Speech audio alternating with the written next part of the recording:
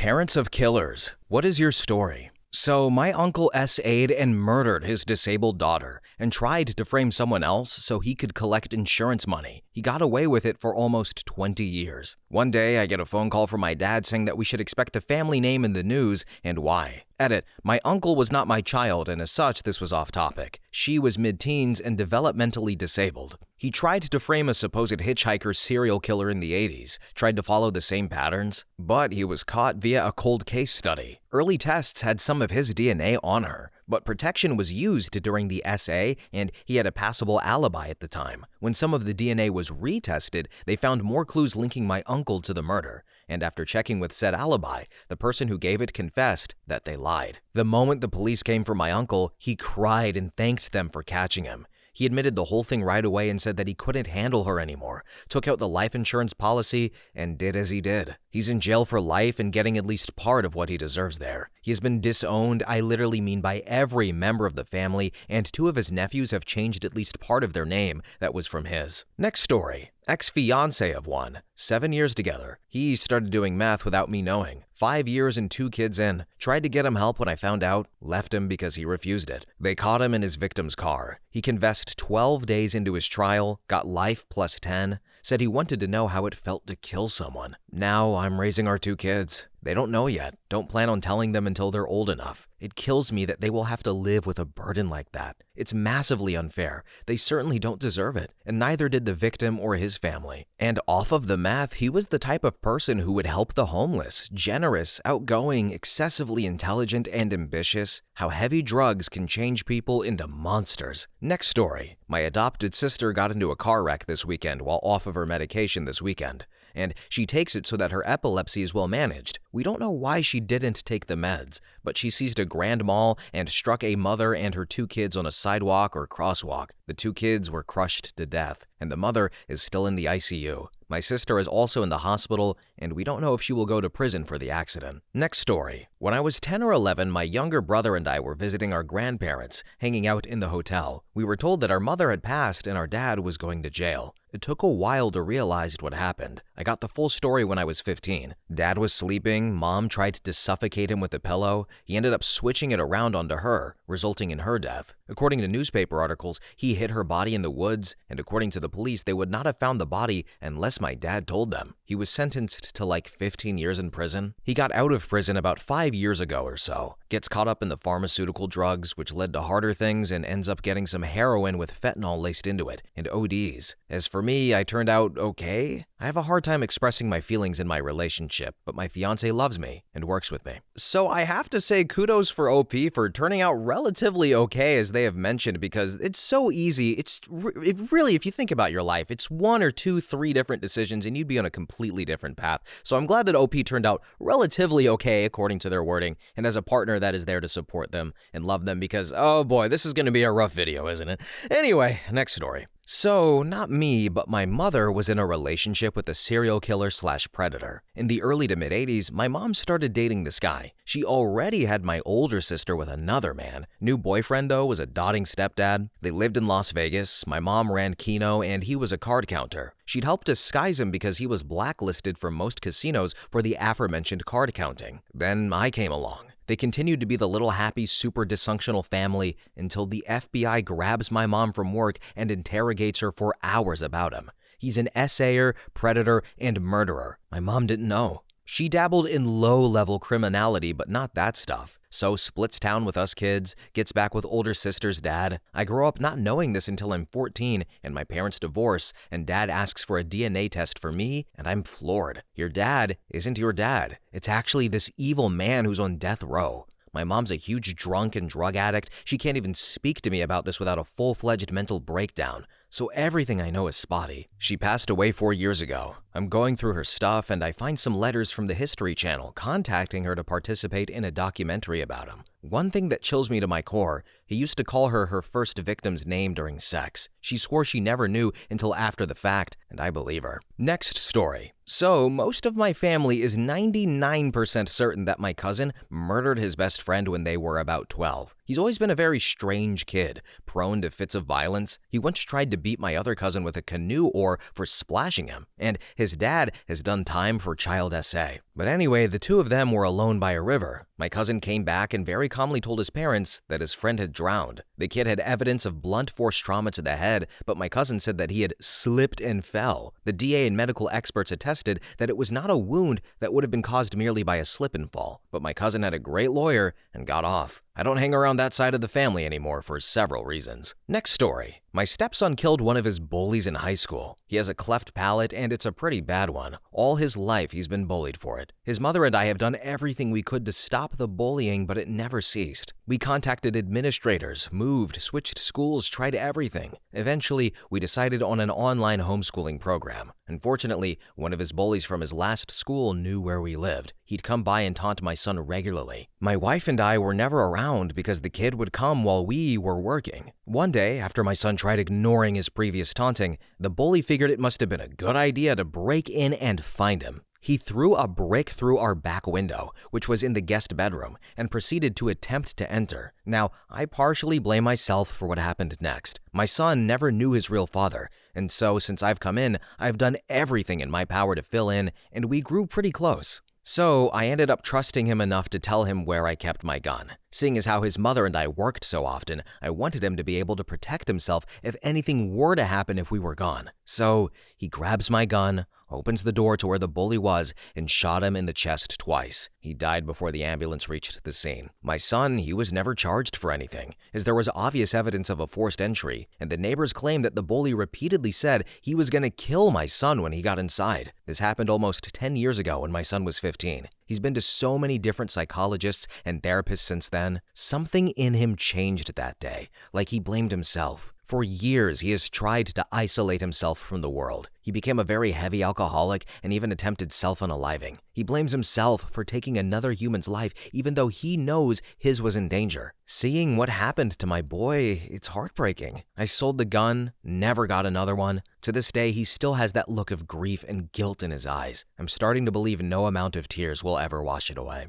Next story. I work at a restaurant and the father of a killer is one of our regulars. It's a fancy restaurant, dude is super rich. He and his wife live separate lives and he goes through a lot of girlfriends, always 20 plus years younger than him. He pays for their condos and plastic surgery. He got one of them a gold necklace that read "Gold Digger" and had her wear it in public. Not a lot of respect for women, that guy. Loud, smarmy, older business type. Anyway, his son is the guy who killed his girlfriend in LA and drained all of her blood. I don't know how the dad feels about it inside, but like, outwardly, no change. Zero change in lifestyle or persona, mannerisms. I'm just an outsider, obviously, but you wouldn't even know it happened when it happened. Next story. My great aunt was dating this guy, and this guy really wanted to have sex with her. It was 1930s Italy in a remote town where sex before marriage, even to a fiance, basically made you an instant slut in town. Anyway, he promised to marry her if they did, and she said yes. Well, a few days later, she sees him flirting with another woman. So she goes home, grabs her father's gun, and kills him in the streets after luring him in. She only got a few years in prison and moved to Toronto a year later, happily married with 5 kids. Did we just hear the same story? I'm flummoxed right now. I guess 1930s Italy was a different time. What the hell? Okay, Grandma, I guess. I don't know. Anyway, next story. My mom came home one day super drunk. She had recently got divorced for the 4th time and she was pissed about it. I had a friend sleeping at my house that night. I think it was 3 a.m. when I heard a scream coming from my friend downstairs. I ran down the stairs as fast as I could into the living room. At first, I didn't know where she was, but when I looked into the kitchen, I saw my mom hold a knife with blood on it. I saw my friend dead on the kitchen floor with blood everywhere. My mom had stabbed her in the stomach 21 times and she died. It still traumatizes me 12 years later. My mom got lifetime in prison and I haven't spoken to her since that night. Next story. Nephew to a killer. My grandmother raised her 6 children in the 1950s and 60s primarily solo. My grandfather suffered a traumatic head injury playing basketball with some friends, crazy to think about, and his personality flipped like a switch. He became aggressive, impulsive, and abusive, so my grandma gathered my dad and his siblings and fled across the state to live with her sister and her sister's growing family in rural Missouri. My grandmother and her 7 children lived in my great-aunt's small attic space for a while, as my grandmother secured a couple of jobs to keep her family afloat. She eventually saved up enough money to buy them a small 2-bedroom home in that same town. My eldest uncle bought the home from her and lives there now. It's a wonder how they managed to live in such a small space with 7 people. It is hardly big enough for just one. But anyway, she lived in that home well after her children had moved out. My uncle that killed someone was the 3rd oldest. My dad, the 3rd youngest, so they were pretty close in age. My uncle had 2 children with his wife. Several years later, my dad and mom adopted my brother and I. My uncle filed for a divorce from his wife when I was very, very young. He ultimately lost custody of their children, but because he filed for the divorce, he had assumed that custody would go to him. According to my mom, the court's decision kind of made him snap. He tracked down his ex-wife's lawyer and shot him dead. After a short time on the run, he turned himself in and was locked away in prison for life until passing away unexpectedly last year. I didn't really know my grandma before all of this happened since I was so little, but from what I've been told, the whole ordeal really subdued her. She was always friendly to others and well-networked in her small town, but some of her friends stopped being so warm after they found out what happened with my uncle, so her social circle dwindled. She became more reclusive and quiet. During holiday family gatherings, it was pretty standard for her to sit at the kitchen table just watching everyone quietly. Even through all of this, I remember her as one of the warmest,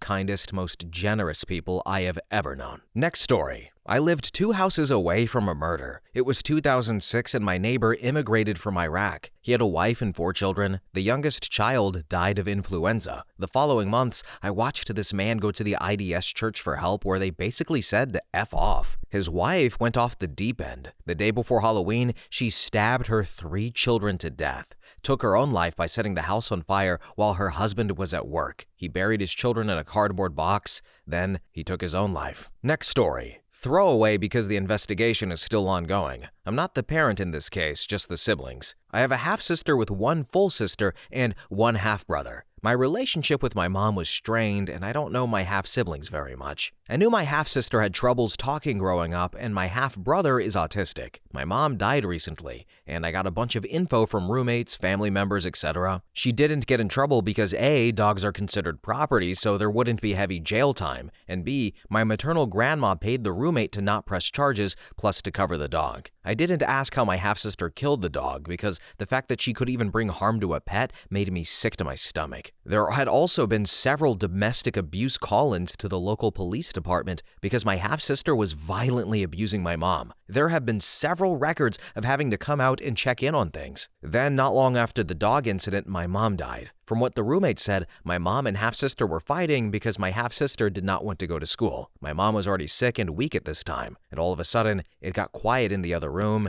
and then my half-sister started screaming for help. Roommate runs in to find my half-sister hunched over my mom's body. It took 4 months to get the autopsy results. They declared her death as undetermined because they couldn't quite be sure if it was the fact that my mom was already sick or something else. The police we spoke to was honest with me, and we both felt like my half-sister had something to do with it given the literal "I will kill you" claims and physical abuse my half-sister put on my mom. And then both my half-siblings are with CPS now, and were supposed to be medically evaluated for mental illness but never were.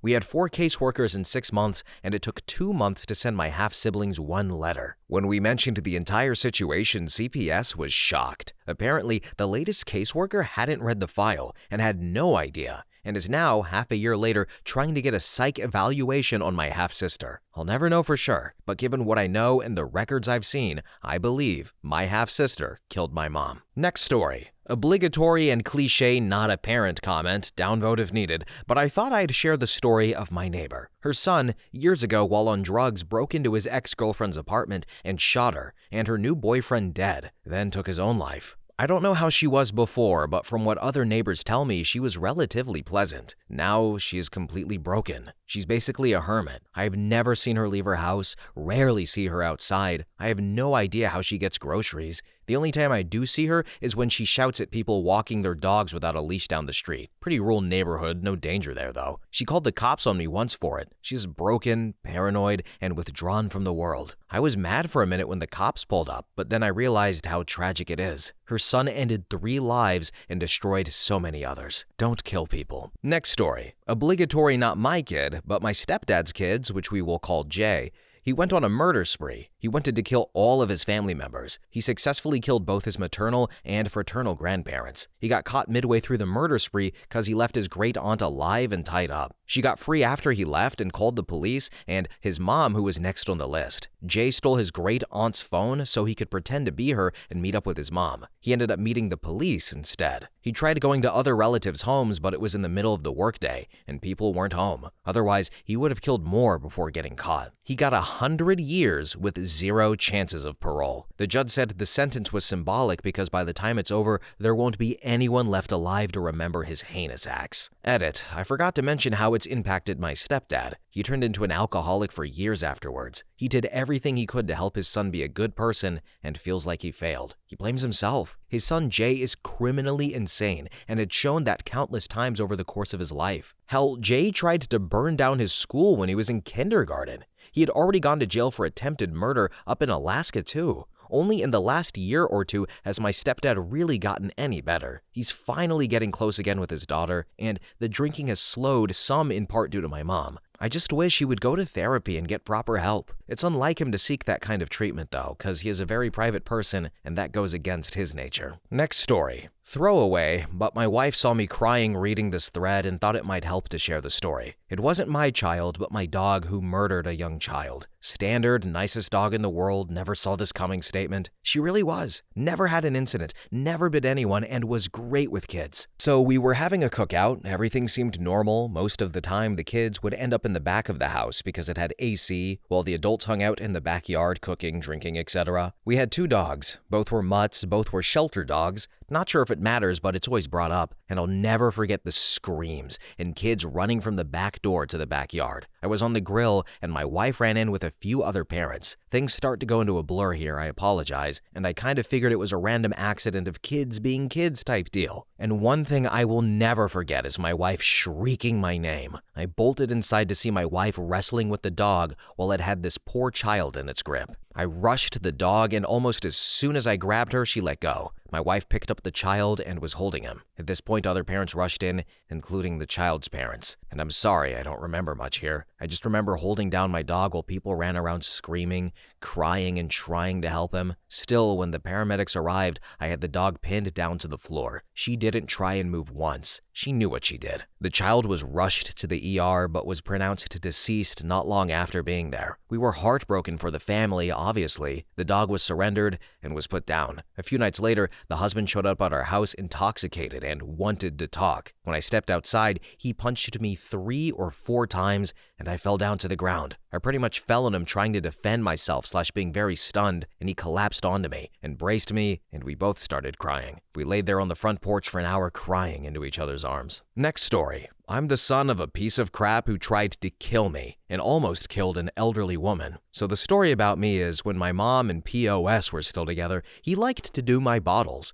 But for some reason, I was getting ill a lot every time he did. Well, turns out he was poisoning me little by little. Mom cut ties, and 20 years later, his family gets in touch and asks if they can reconnect. And I said yes, as long as he wasn't involved, and they agreed. Turns out he couldn't anyway, as he was inside for something and wouldn't tell me why. I got on well with them, and they say he's coming out and he really wants to see me. I agree on that I'll give him one chance, and he has to tell me what he did. And he tells me that after my granddad died, he went a little crazy, became an alcoholic, and got into a fist fight where someone almost died. He goes to the toilet, and I have a Google while I wait, and his fight was with 2 80-year-old women who were stuck in a lift/elevator with him. He'd beaten one of them half to death with a bottle of Jack. They only got away because someone had gotten on a couple of floors up and dragged him away. He came back, I punched him, spat in his face, and walked off before I actually tried to properly hurt him. And extra note, later found out that his brother was a serial killer who strangled gay teenagers that he was effing in the late 80s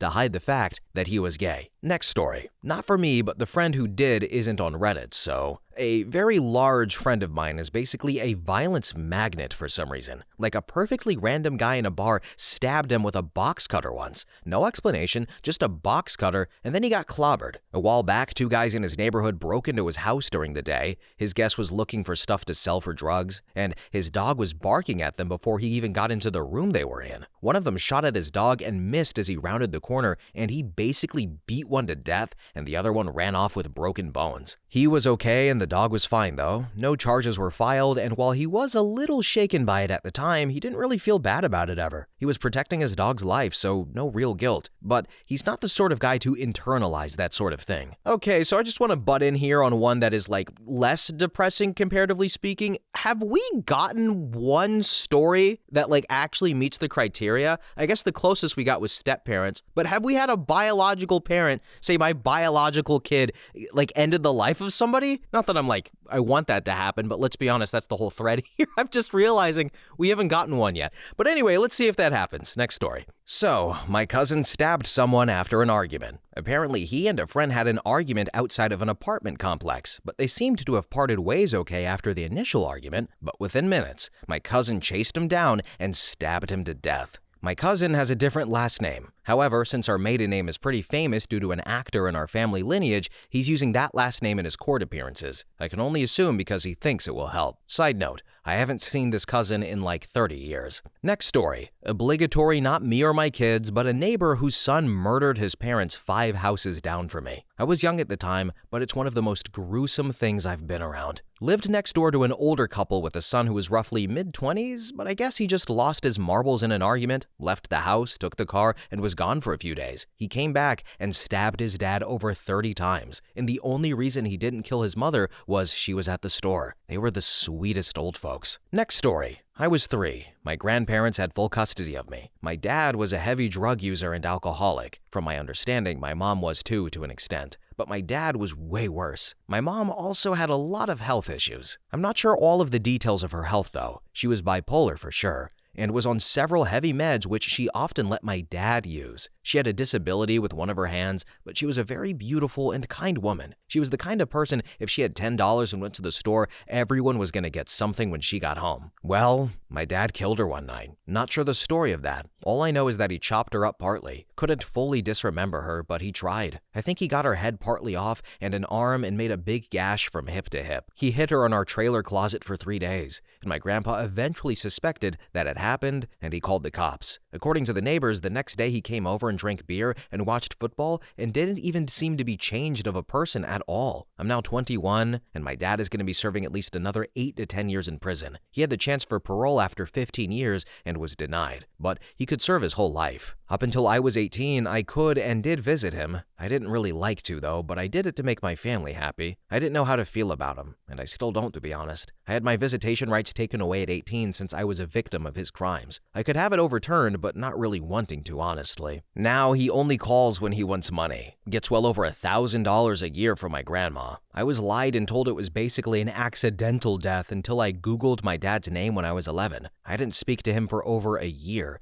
and it was right before Christmas too. My first memory is seeing my mom's gray-blue closed casket. Next story. About a year ago, my son was using pot occasionally and used it to deal with his depression. One of the kids he hung out with, Gruesome. The grower had a big baggie full of trash stems, leaves with some buds. It wasn't worth it to him to pick out the good parts, so he gave them to my son. A few days later, my son and his friends were going to a river to hang out and do teenage things. They got pulled over, the cops found the weed, and it was a felony amount in our state. We go into debt, get a lawyer, and he gets into a drug diversion program. He stops smoking, and he has to see a probation officer and get drug tested. Well, his depression really starts taking over. He stops hanging out with his friends, he destroyed all of his artwork and pretty much everything he used to care about. He skips work and lost his job. Then, he totaled his car. We did get him to see a psychiatrist, but he wouldn't take the medication. The whole family is worried about him. On Monday, I had a nice conversation with him, and he was thinking about several different kinds of jobs. He had a job interview scheduled for today, but yesterday, he took his own life. He will be 19 forever. Next story. I have a relative who's now dead who was convicted of voluntary manslaughter for killing his wife in a crime of passion back in 1981. He was sentenced to 5 years, served approximately 3 with good behavior. His parents would say he never was the same after getting hit over the head with a metal baseball bat sometime before that. He married twice after that too. He went to prison again later on because the FBI thought he was a domestic terrorist, but he was all talk, so they got him on charges of being a convicted felon owning guns, and sentenced to 5 years, out in approximately 3 years again. Although he had to transfer prisons to a maximum security one because of getting in trouble so much, he claimed he killed people in prison as a soldier for the AB. I believe him. 6'3", 220 pounds, solid muscle when he was released. Tough as nails, scary dude. Oh, and he owned lots of guns after going to prison the second time, and hunted every year. States don't check rifle hunting licenses against convicted felons. Next story. My great-aunt killed her husband years and years ago. Shot him and burned the house down after years of being abused by him. From what I know, she was convicted but didn't get jail time. Instead, she came in and worked in the prison kitchen so she could go home and take care of the kids every day. Most of her kids ended up involved in drugs and the like, so my part of the family has never interacted with them, and we don't really talk about it. Next story. So, not a parent, but my coworker and her son were killed by her other son, almost 2 years ago now. So, killer's son spent his adult life in and out of jail. Small petty crimes, breaking and entering, burglary, etc., nothing violent. Well, his last stint was for credit card fraud. My coworker didn't want him living with her when he got out, but he ended up staying with her and her other son. Now, my coworker was an older lady, 70s, and she was super reliable. Rarely missed work, or at least called when she did. Well, she didn't show up for a shift on a Friday, and that wasn't like her. We tried calling her, but she had no cell phone because she was in her 70s, and it was one more useless piece of junk, she said, and no answer. So we figured, oh no, maybe she forgot or she was in the hospital and she couldn't call, no big deal.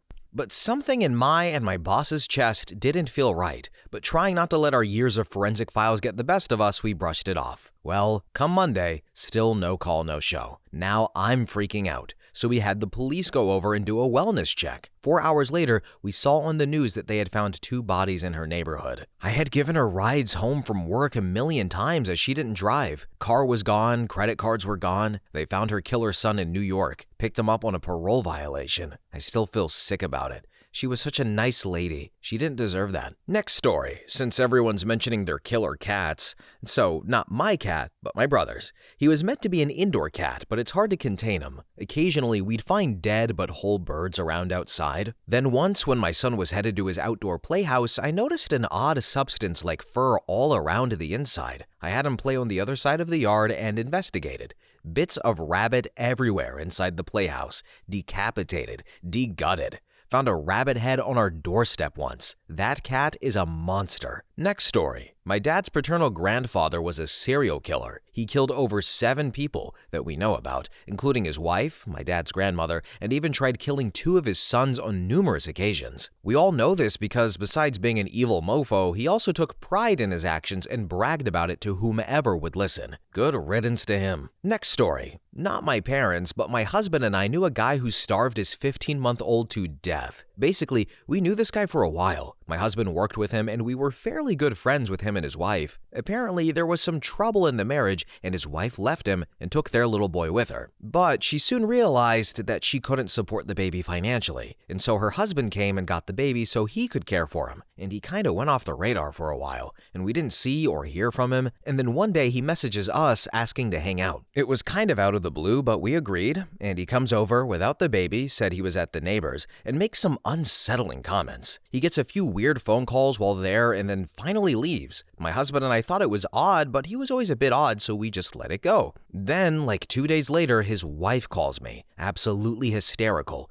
telling me the baby is dead and her husband is in jail. This whole time she's been like 800 miles away and didn't suspect anything until right before he was arrested. She had been asked to talk to the kid and her husband kept refusing, so she called his supervisor at work at the Air Force, and apparently the baby had died of starvation about a month before he came to our house that night. He was apparently leaving a 15-month-old alone every day for 12 hours while he worked. It was traumatizing. He ended up taking a plea deal, but if he hadn't, my husband and I were both subpoenaed to testify against him in court. That was like 5 years ago now. It scarred me for life. I had a son who was 8 days younger than his son was. He got 40 years in prison, though, and is eligible for parole in 20, which is ridiculous in my opinion. I've never really gotten over it, and knowing that he had his baby-killing hands on my child that night makes me sick to my stomach. I can't even begin to imagine how the child's mother feels. Next story. Like a lot of comments here, not a parent of a killer, but the nephew of one. This all happened before I was born, and I only found out about it a few years ago.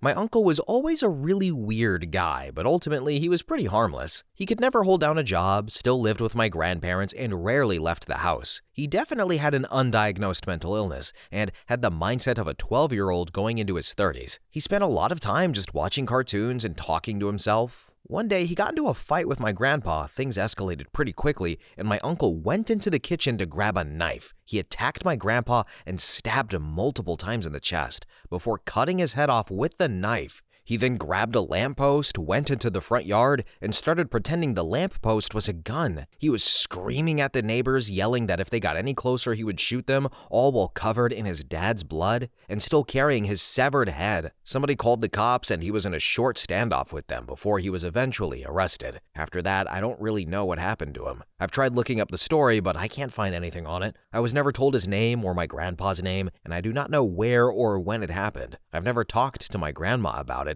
and my mom, understandably, doesn't want to talk about it, so I've never pressed her for details. My best guess is that it took place in Illinois sometime in the late 70s or early 80s. Other than that, I honestly don't know. Next story. Disclaimer, daughter of a possible killer. TLDR, I think my mom killed her sister. So I know this doesn't quite respond to the question and will be buried. Some foreground. I figured out in my early 20s that my mom is a sociopath. Very complex long story, but what was uncovered at that point was financial fraud. Stealing mine and my sister's and my dad's and her parents' identities. Got into bank accounts, forged tax and mortgage and credit card documents, really effed us all over in a myriad of ways. At the time it started coming out, it was me and my youngest sister who had undeniable proof of the fraud. Forged checks, but we thought at first she had a drug problem and didn't prosecute. Also, around that time she was taking several of our middle sister's friends, 19 to 20-year-olds, as lovers. And though we tried to be in denial, it was just so effing obvious. She tried to convince him that my dad was an SAer, insanely jealous and was going to kill them, hoping that one of them would be scared enough to kill him first. It was purely for insurance money. I know that sounds nuts, but I have a lot of details if anyone wants them. But long story short, divorce happened, dad did not die, but the whole thing really made me wonder about what happened to her sister. My mom had a sister 1.5 to 2 years younger. My mom and her parents always called her Lisa,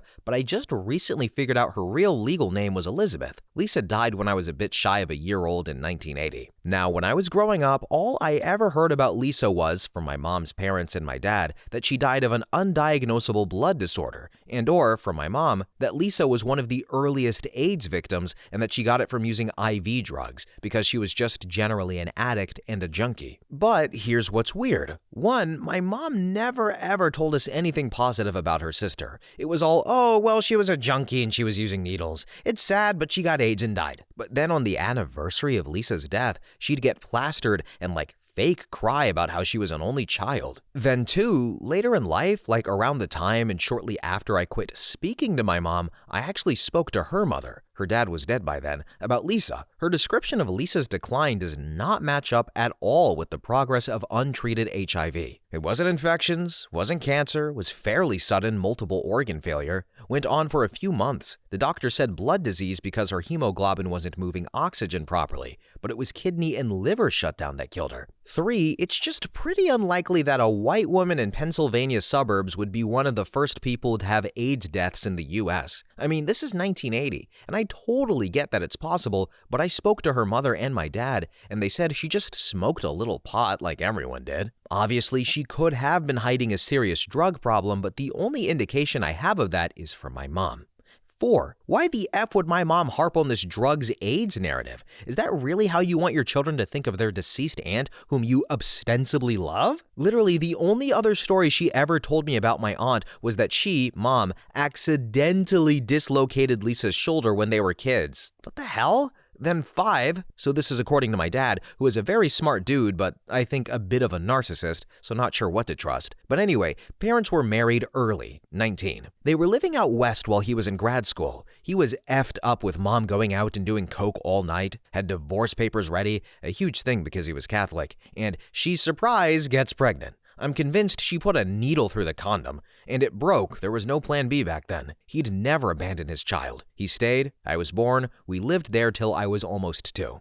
He says both of us used to get sick a lot, vomiting, fevers, etc. Lisa was fine and healthy when I was born. Mom took me to see her and her parents when I was 8 months or so. Shortly thereafter, Lisa got super sick. Went into the hospital, a few months on dialysis, but everything was shutting down, no real diagnosis. She died. And I've done a little research on poisons, but I don't have enough info on the progress of Lisa's illness to get very far. My mom's parents are dead now. My mom's still alive, haven't spoken to her in 12 years or so. It's complicated. 2 of my sisters are still on her side. But I'm a historian. I'm pretty good with tracking down dead people. Thinking of making figuring out what happened to my aunt into a documentary project. Maybe. I know it would be a familial cluster bomb, but maybe worth it. Next story. Not a parent of one, but one of my close friend's brother killed his parents back in 2013. We were in class working on a project when 2 police officers walked in and called on my friend to step out. I thought he got busted for having weed or stealing something from the cafeteria. Nope. He got news that his older brother had murdered his parents after a heated argument between them.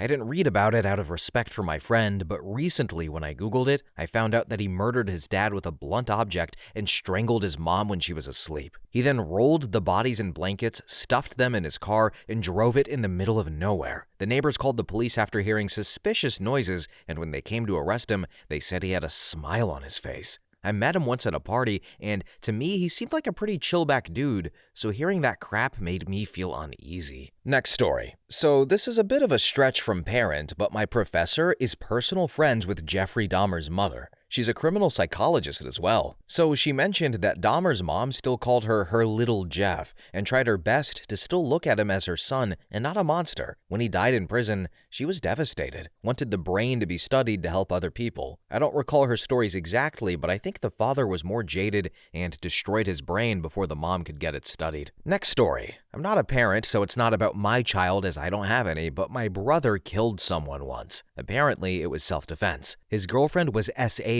and he had found the dude who did it. So he contacted the guy, I think he called him or something, and he said it wasn't what happened and that they could meet up so that he'd explain what really happened. So that next day, my brother goes to see the dude and he's with a bunch of other guys and they apparently menaced him. So he pulled out a knife and killed the dude, apparently because he was attacking him. No one has any proof of it. So it's his words against the dude's friends. And he's been in jail for a couple of years now and they are still investigating it all. Honestly, I don't really trust him, so it wouldn't surprise me if he lied, but I don't know. Next story. Telling this story for my mom about my older brother's father. Basically, guy was a drug lord in Birmingham, Alabama. Did a lot of nasty stuff, including yet not limited to abusing my mother when they were together. Think pushing down the stairs while pregnant, forcing her to do hard drugs, SA, etc. He also killed a lot of people and made quite a few enemies. Eventually, he found himself in prison for life and was killed 2 years afterwards. Mom didn't tell my brother until he was 8 years away from getting out of a 20-year sentence himself. And for clarification, my older brother has a different father than the rest of his siblings. As for how it affected her,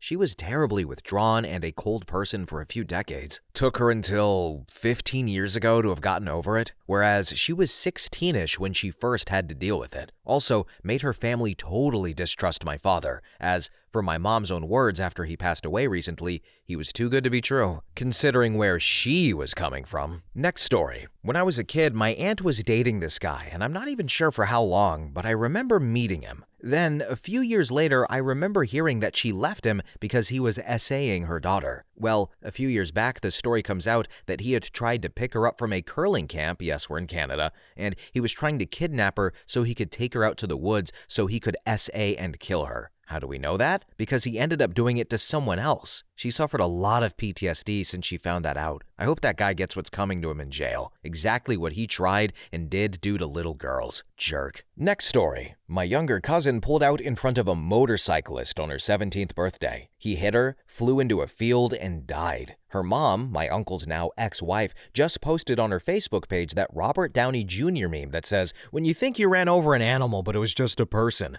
So yeah, you know some people are just absolute trash humans. She's going to trial for manslaughter soon, and still thinks she's going to be attending college on her full ride scholarship. Next story. Doesn't quite fit, but I feel like telling this story today. My grandmother shot and killed her abusive husband, stepfather to her children. Was fairly wealthy, so when she went on trial, she put everything in her daughter's name so she could get a public defender. My aunt was the golden child who could do nothing wrong. They weren't going to give her any jail time since they were ruling it in self-defense, until my aunt testified that she had practiced firing the gun in the backyard. Grandma got put away for 3 years, aunt blew through all of the money in that time, and when Grandma got out, they never spoke again. I didn't know this story until Grandma was on her deathbed, and then it suddenly explained why that side of the family was so fragmented and why she wouldn't open up to anyone. She had already been hurt by one family member. Why would she want to get close to anyone else? She spent most of the last 15 years of her life after prison sitting on the couch watching Judge Judy and Law & Order. Next story. This happened in my village last September. A red Mini used to block the corner of a junction that I have to use to get to the main road of our housing area. Super annoying, and daily, mainly from my partner, we would say how it was illegal and how annoying it was. Well, cut to September. I had the day off, but my partner was working. When they came home, they told me how there was a tarpaulin covering the Mini, but when they drove past it,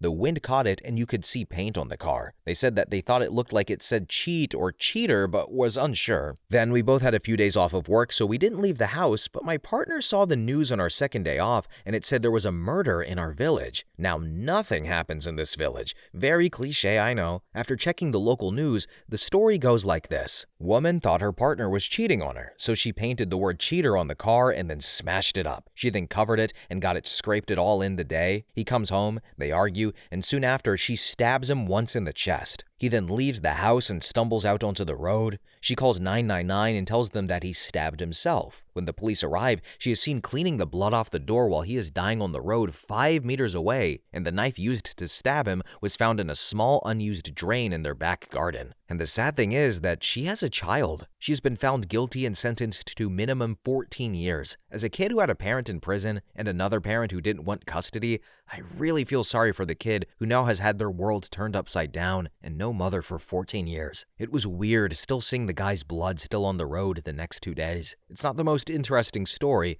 but no one ever parks on that corner anymore. Next story. My uncle who married into the family had a cousin who kidnapped a guy, kept him hostage in the woods, tortured him for a couple of days until finally killing him. But here's the thing though, he did this because he found out that this guy was essaying his younger daughter. Not sure how long he was sentenced for or even if he is still in prison or not. I do know that he's a hero in my eyes. Next story. Not a parent, but my brother murdered a child abuser in prison, a guy who essayed kids. They couldn't prove it was him because of the way it was carried out, but he is super proud and brags about it all the time. He's back in prison now for unrelated charges. Mom doesn't really acknowledge that it ever happened and still treats him like he's her little baby boy who can do no wrong. Next story. My ex-girlfriend was involved in a murder that she was never convicted of, partly because she is too pretty to be seen as a murderer. It was pretty devastating to learn about, but I knew that after we split up, she had become a heroin junkie and was the kind of person to rob someone for dope money. Years later, she got married and had 2 great kids, and when she and her ex-husband divorced,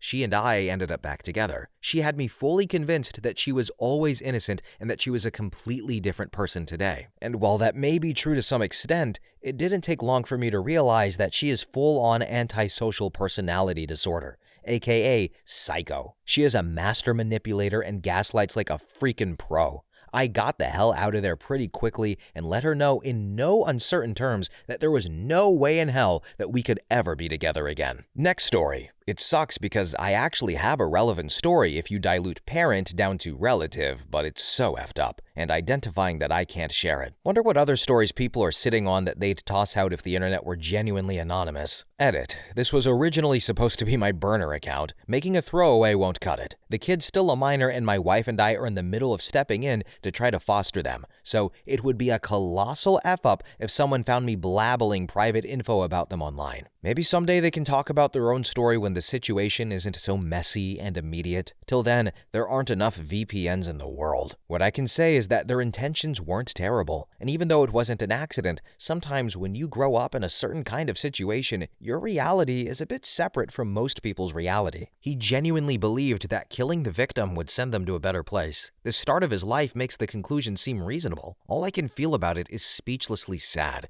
and enraged at the suffering of everyone involved. And it doesn't make me feel more empathy towards towards adults who woefully killed, but when I see stories about juvenile offenders now, I'm going to always wonder now about how much of the story we don't know. And I love and like this kid a whole lot more than I do the adult biological and foster families that utterly failed them. They should be the ones stigmatized with blood on their hands. I can't trust them completely for a long time, knowing what I know, but the potential's there if they continue to recover and grow. Next story. This is probably gonna get buried, but it's whatever. I'm not a parent or a relative, but my dad's best friend killed his wife. I won't say his name, so we'll just call him John and his wife Sally. So John and Sally had been married for a few years, but things took a turn for the worse and John got bad into drugs and Sally decided she was leaving him. Well, as the divorce is going through the process of getting finalized, John decides he's bitter and would rather see her dead than to see her leave. So he drives to her new house one day in the early morning, it was foggy, and he waited for 2 hours in his truck with his gun contemplating. He finally decides to make his move and walks to the house and kicks the front door in. Well, it's not just the wife who is in the house, it's her daughter from a previous marriage and 2 other people. The first people he confronts are the daughter and the 2 others. He's waving his gun around and screaming about killing her and asking everyone where is his wife. The occupants try to calm him down,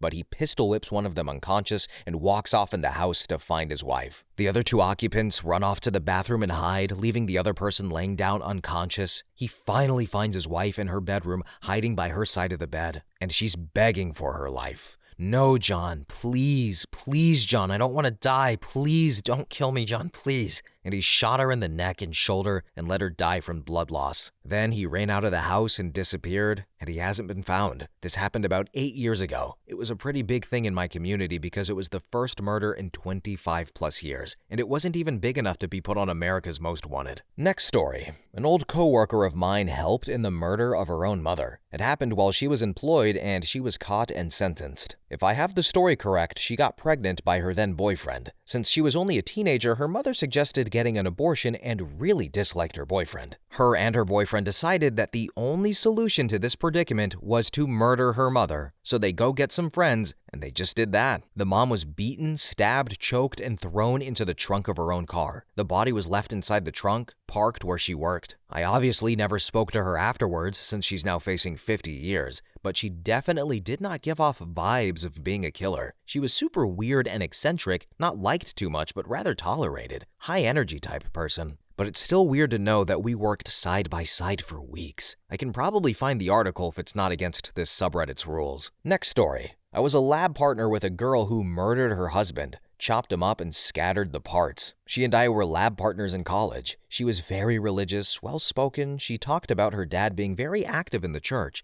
and she talked about her husband a lot. She did okay in the class we were in. The next semester, a friend was like, "Did you hear that Sarah got arrested for killing her husband?" And I honestly did not believe it until I saw the news article with her mugshot. I heard that she chopped off his head, hands, and feet and dumped the torso. Years later, they made a snapped episode of her. Of course, I watched it. It's an absolutely crazy story how she was caught. Spoilers, they identified the body because her husband was in the military and he was missing. They caught her with a random Walmart receipt down the road from the torso, went to the time the purchase occurred on camera, and caught her buying tape, tarps, a saw, etc. And they still haven't found all the pieces of his body. Edit. To add, the class we took was evolutionary biology, where we do a ton of dissections. I cut up a dead animal with a killer. Also, when we told the professor of that class what happened, he said, she wasn't really good at dissections. Okay, so that professor's seen some stuff. He did not seem fazed by it. Maybe he's had... Do you guys think the professor had a few previous murderers in his class to have that nonchalant of a reaction? Good grief.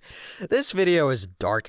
Anyway, next story. This just reminded me of something when I was a child. My mother and I moved to the country when I was about 8 years old. She didn't know anyone and didn't have many of the useful tools that people generally need for living in the country. An axe, snowplow, tow hitch, things like that. We lived about 30 kilometers from the nearest town, at the end of a private road with a couple of cottages and 2 other homes. Luckily, we met our closest neighbor, Ken, who was helpful and nice enough. He'd take me fishing and snowmobiling in the winter and stuff, and he lived about half a kilometer up the road. Well, Ken had a daughter who was in grade 9 or 10 and lived with her mother. They were separated or divorced, and the daughter worked at a little restaurant up the road. I guess after a while of helping my mom out with tools and yard work and stuff, he started to get too attached and pushy. she politely broke ties, and I didn't see him for a couple of weeks. One day, walking to the school bus, I noticed that Ken's screen door had been ripped off the frame. Then, on my way to school, there were a few cops at the restaurant that his daughter Sandy worked at. When I got home from school that day, my mom sat me down to explain what had happened. Ken had gone to the Mill Pond restaurant armed with a shotgun, and in front of a crowd of diners, gunned down his wife Gloria. Sandy ran outside, Ken followed, and gunned her down in the parking lot. His body was found in his car with a shotgun wound to the head a few kilometers up the road. My mom was shaken, and although it was grisly, I guess I was too young to form any lasting emotions about it. But now that I look back, I can't help but think of how close my mom and I were to that situation. He easily could have taken his anger out on us, a lone mother and son combo living at the end of his private road, before he unalived himself. Next story. My cousin killed someone when he was 13 or 14. He lived with his father's girlfriend, and the girlfriend's daughter, who was somewhere around 6 to 8 at the time, I believe. His father was at work, and the girlfriend wouldn't give him a ride, so he decided to take his father's gun and shoot the girlfriend. After killing her, he tied up the daughter and attempted to SA her, but apparently couldn't perform, so to speak, so he left her there. Took the car, went to an arcade or a pool hall or something to hang out with his friends. He told his friends what he had done, but apparently only one of them took him seriously and alerted the police. I don't recall if this kid called the police from that location or went home to call or what, but once the police were notified, they visited the home. They found the girlfriend's body, and the daughter still tied up. Her hands and feet were apparently completely blue/purple for being tied for so long, and in my recollection, they were concerned at the time about whether she would have nerve damage, or maybe they were concerned that they would have to amputate. As you can tell, my memory of some of those details isn't great, mainly because I myself was a child at the time, around the age of the daughter, and also my extended family lives far away from me. But my cousin went to juvenile hall and was not trialed as an adult. I don't know how long he spent in jail, but he's been out for a very long time. He is married with a daughter and lives in a trailer park. I've met him in person maybe 1 to 2 times, and I told my parents I never want to again. At first, it was morbid curiosity, but the way no one in the family ever talks about it sickens me. I get that he is my aunt's son and he has people that love him, but I have no desire to ever be in his presence again. That being said, I have tried to find out the name of the daughter, because I just want to know if she's okay in life. I mean, how could you be? And I would never contact her directly because that would probably be traumatic, but the fact that my family members, grandpa, grandma, etc., don't know this person's name really messes with me. Next story. Not my son, but another family member. I don't know if it's murder as much as self-defense/protecting yourself, but my aunt and uncle used to own post offices in Northern Ireland during the height of the Troubles and up until very recently. So they always had a shotgun or else a handgun under the counter, as they were always small franchises and never had any form of security other than CCTV. But it was only very recently, within the last year or so, that I discovered that there had been an afternoon where 2 relatively well-known local hoods came in and tried to hold up the post office. Their main function here at the time was for doing out pensions, so they were always quite high in cash volumes. But the 2 young men that came in were completely unaware that my uncle was armed. My uncle fired 2 shots, not directly at them, but one of the bullets ricocheted and hit one of the men. The robber bled out on the post office floor, and my uncle was never charged with anything, at least that I know of, as there was never a court case or anything, and I would have heard something about that likely through my family at some point or another. And my uncle doesn't know that I know, and I've never even considered bringing it up in conversation, as it's not really my place to do so. But you can tell it is something that he has clearly thought a lot about. But I don't see him any differently though, since I found out what happened, and I still think he's a solid man who would do anything for my family. Definitely a Del boy, but a good heart. Well, folks, those are the stories. Usually I try to end these videos or interject with my own personal relevant stories to